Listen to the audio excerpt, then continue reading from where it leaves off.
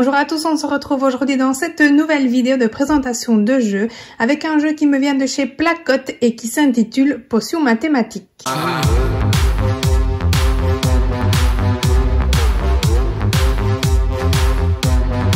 Dans la boîte, vous avez le chaudron, plein d'ingrédients magiques à trier du coup dans les différents petits récipients, un paquet de cartes, ainsi que le livret de potions mathématiques qui comprendra 4 niveaux de jeu différents. Pour jouer, c'est très simple. Vous allez d'abord choisir le niveau avec lequel vous souhaitez jouer dans le carnet. Dans le premier niveau, vous aurez de 1 à 5 éléments, donc ingrédients à disposer dans le chaudron et seulement 3 sortes différentes. Dans le niveau 2, on passe de 1 à 10 éléments, donc ingrédients à prendre et 4 sortes différentes. Dans le niveau 3, on revient de 1 à 5 ingrédients mais avec 4 sortes différentes et comme vous pouvez le voir ici, nous avons les quantités sur les côtés. Et pour le niveau 4, si vous avez bien suivi la logique, on repart de 1 à 10 ingrédients différents et cette fois-ci avec 5 sortes différentes et toujours les quantités qui sont inscrites à côté de chaque ingrédient. Le principe est donc très simple, l'enfant devra récolter les bons ingrédients dans les bonnes quantités pour les placer ensuite dans le chaudron,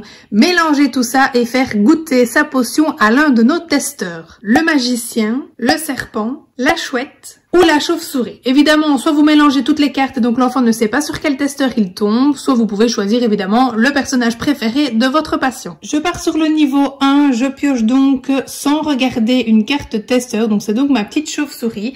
Je vais la glisser près du chaudron. Je ne regarde pas le verso de la carte puisque ce sera l'effet que la potion que nous allons concocter aura sur notre testeur. J'observe donc les éléments, bien évidemment c'est super intéressant aussi de pouvoir peut-être le proposer en mémoire.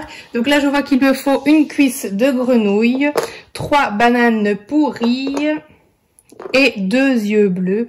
Je les mets dans ma potion, vous pouvez évidemment prendre une cuillère pour faire semblant de mélanger et puis ensuite on regarde l'effet qu'aura eu cette potion sur notre petite chauve-souris et donc on voit voilà c'est une potion qui peut-être pourrait la faire danser voire même illuminer ses yeux, voilà ça c'est vraiment à vous et à votre patient de décrire l'effet de la potion et donc c'est aussi intéressant du coup en expression pour voir un petit peu ce que l'enfant va vous raconter par rapport à cette carte et du coup encore une fois utiliser son imagination. Lorsque vous avez terminé votre potion, évidemment, vous pouvez ranger tous les ingrédients dans les récipients et puis continuer avec une nouvelle recette, soit plus complexe ou pas, évidemment, c'est à vous de voir, mais ce qui est vraiment super intéressant, c'est de pouvoir évidemment apporter un effet progressif à vos séances et pourquoi pas ajouter l'aspect mnésique dedans. Voici donc pour ce jeu de chez Placote qui j'espère vous plaira, mais je n'en doute pas une seconde, vu le super matériel encore une fois qui permet manipulation, imagination et tout ce qu'on veut.